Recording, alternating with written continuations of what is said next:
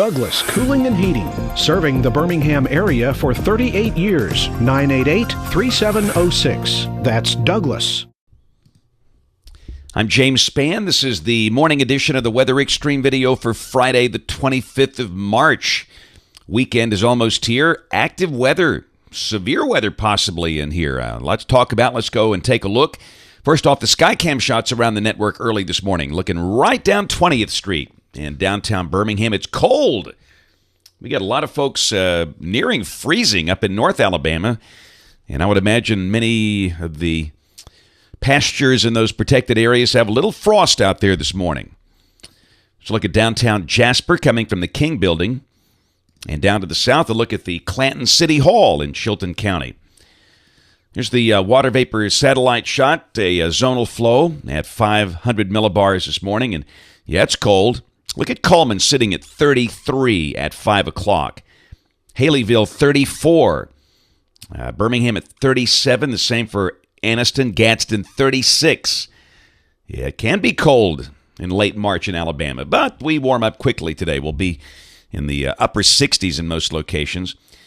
Around the nation, very cold up north with the snow cover over the Great Lakes and the upper Midwest, but we note that tongue of warmer air coming up through Texas. And again, over the weekend we'll be in the 70s, and of course, as always, one of the questions is the available instability for this thunderstorm event. We'll talk about that. First off, this morning on the watch warning map, we've got just a handful of winter weather advisories out west.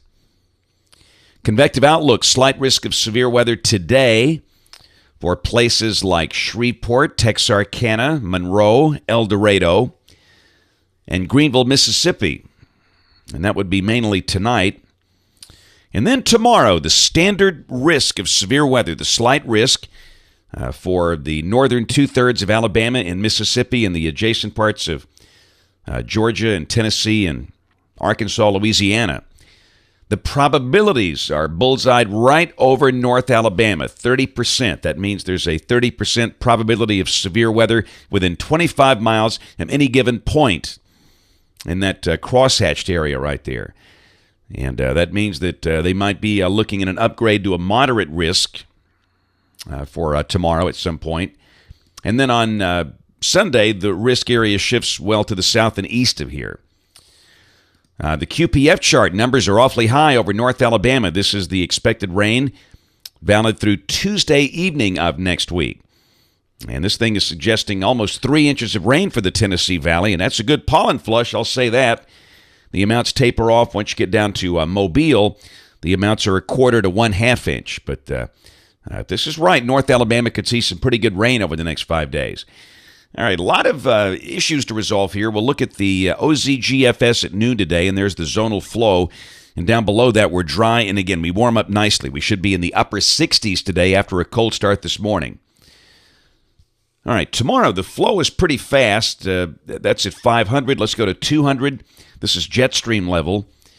The winds are over 110 knots up there, and that is approaching Alabama. So the wind fields are very strong, but there is no really well-defined shortwave involved here. We'll check the surface chart. There is a relatively weak surface low that's located near Paris, Texas, 1,004 millibars, with a warm front extending east over the Tennessee Valley that should be moving north. And again, we might see a shower after midnight tonight, and then, well, let's just go through it tomorrow since so many people are planning events. And this is the RPM, the high-resolution model. We'll start at tomorrow morning at 10 o'clock local time, and you can see that band of showers and storms along and north of the warm front. So at this point, mostly extreme North Alabama should be getting wet. The rest of the state relatively dry. So at mid-morning, things should be quiet, but by 3 o'clock, boom, there comes all of the shower and thunderstorm development. And it's not going to rain all day, but just be aware that it could rain at any time, and where the storms do form, they could pack a punch. There's 10 o'clock tomorrow night. Again, the northern half of the state with a better chance of getting wet. Move it on to Sunday. This is Sunday morning at 7 o'clock. That boundary is starting to move south again as a cold front, as the surface low moves east. Still a chance of rain Sunday morning, but by Sunday afternoon, That surface cold front is down there near Montgomery, so it looks more and more like Sunday. The better chance of any showers will come during the morning hours, and then by Sunday afternoon, the better chance of rain will be down in South Alabama. All right, what about severe weather? This is the instability Saturday evening at 7 o'clock off the RPM, Cape. And those shades of yellow, that represents values of 1,500 to 2,000 joules. And really the bigger numbers are back off to the west, but still that is certainly sufficient instability for severe weather. And we'll show you a larger view. This is Saturday night at midnight. And again, you can see that the instability values really do peak right over North Alabama. In fact, this is suggesting almost 2,000 joules even at late Saturday night. I wanted to show you a forecast sounding. This is for Birmingham, valid Saturday evening. It's 7 o'clock. And notice in the wind field over there, those wind barbs, there's really not a lot of strong helicity. The winds are fairly unidirectional. For a classic tornado outbreak, you'd want to see the low-level winds out of the southeast instead of the southwest like you've got there. So this is valid at Birmingham. So this is not a classic tornado look here. You'd really want to be closer to the warm front to get those back surface winds that may be up toward the Tennessee Valley. However, some of the severe weather parameters look pretty impressive. This is the Energy Helicity Index, and the max is sitting right on top of Birmingham. And this is just after midnight Saturday night, 1 a.m., and if this is right, it's going to be a long night of severe weather issues here.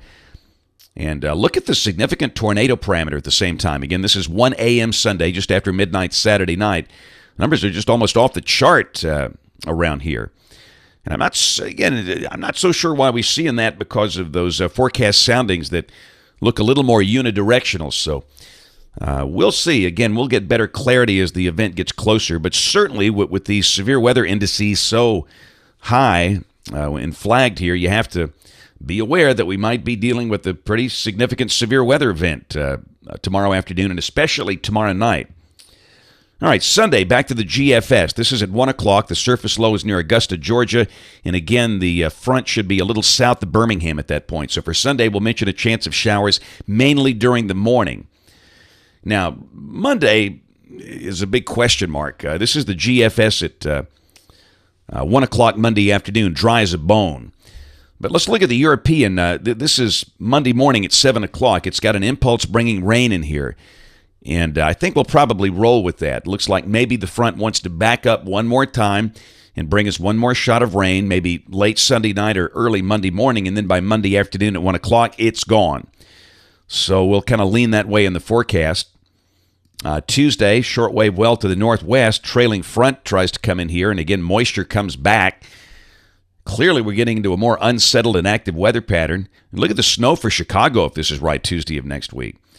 And then Wednesday, that surface boundary goes below Montgomery. We go dry. And then Thursday, the front wants to come north again as a warm front and maybe more rain. And timing all of this out there is no way right now to be really specific with this.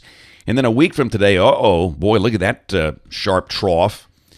Very deep surface low east of the state, around Greenville, South Carolina, pulling away from us. And then on Saturday, April 2nd, look, there's your trough over the east. Now, there's not a really big western ridge pumped up with that, but that certainly would be that late season cold snap somewhere in here. And again, operational runs are going to look different every time, but look at that deep surface low up there around Atlantic City, 980 millibars. Wow. All right, peak at the end of the forecast, April 9th. Kind of got broad troughing over the east with a cold front coming through, but obviously if we're struggling with specifics 3 days in advance, forget about figuring out 15 days in advance. That's it for the Weather Xtreme video today. We'll have notes on the blog. The next video here by 3:30 or so today. And if you're local to us, we invite you to watch us on television this evening, ABC 3340 in Birmingham at 5, 6, and 10. Thanks for watching. Have a wonderful day, and God bless. Thank you for trusting us to be your #1 source for news in all of Central Alabama. in back-to-back ratings periods. More people watched ABC 3340 than any other station in Birmingham.